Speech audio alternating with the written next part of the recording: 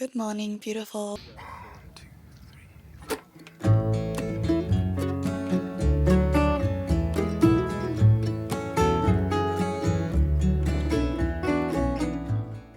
So, the first thing that I really like to do in the morning when I wake up is just to tune into my senses in order to get a soft start of the day. Really feel like how I feel in my body, which sounds are around me, just really tuning into my senses. I find that oiling and braiding my hair is such a beautiful way to wake up slowly in the morning, to smell the oil in between my hands and really appreciate the delicious smell of it. It makes me feel like an absolute goddess. Also, hi, my name is Astrid. I am a content creator from Copenhagen, sharing everything about self-care through sustainability and creativity.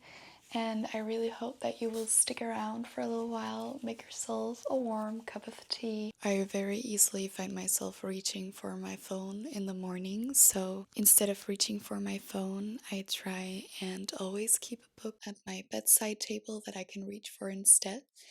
And right now, the book that I'm reading is The Hidden Life of Trees, and I thought that I would read a little out loud for you because this is just absolutely beautiful. I'm in chapter 13. Trees can grow in many extreme environments. Can. Indeed, they must. When a seed falls from a tree, its landing site can be changed only if the wind blows or an animal moves it. And once it has sprouted in the spring, the die is cast. From that point forward, the seedling is bound to this little piece of earth for the rest of its life and must take whatever life hands out. And for most tree youngsters, life hands out a whole series of challenges, for the place where a seed happens to end up often turns out to be highly unsuitable. It's either too dark, when a light hungry mountain ash sprouts under large beeches, or it's too bright, which is the case for beech youngsters whose delicate foliage gets scorched by the blazing sun in clearings. Then he goes on and explains different types of environmental changes. Like the soil, the wind, the light that the young trees can encounter.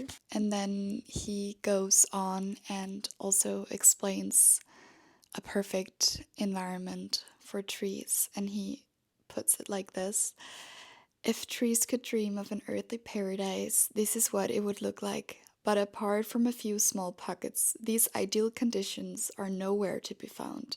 And that is a good thing for species diversity. I just love the way that a book about such a beautiful thing as trees can teach us so much about what it's like to be a human.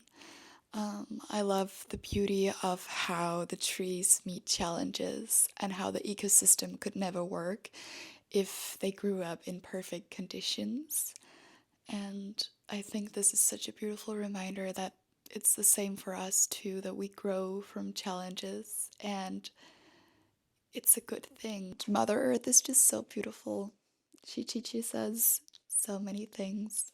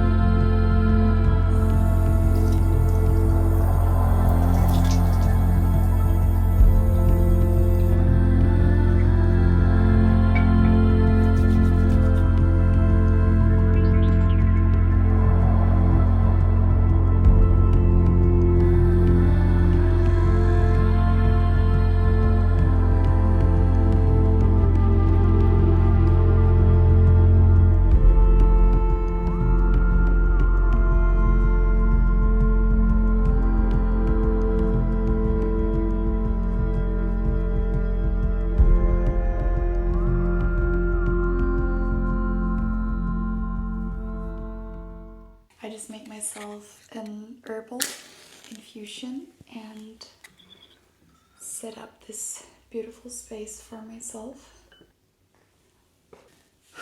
So now I am going to journal a little bit. I'm just gonna sit here and read, have my breakfast. And this is just something really, really easy that I love to make in the morning because I put everything out the evening before. So it just takes like 5 minutes to make. And I made myself homemade granola for my follicular phase particularly, which I'm really excited about. It turned out so well. Obviously this is not something that I do every single morning, but when I have the time, I absolutely love to create a space for myself to step into the energy that I want to embrace today and really just allow myself to begin my day as slowly as possible.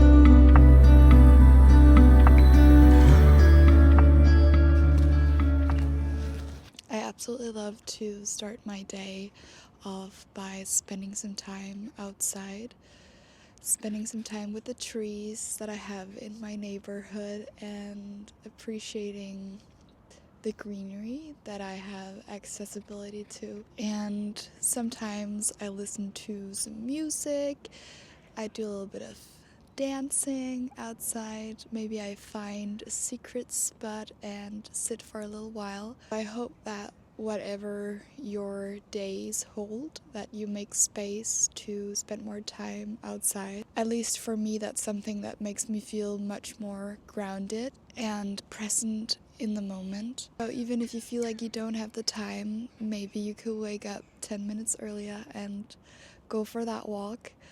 Or you can grab the bicycle or go by feet instead of doing public transportation if you have the option.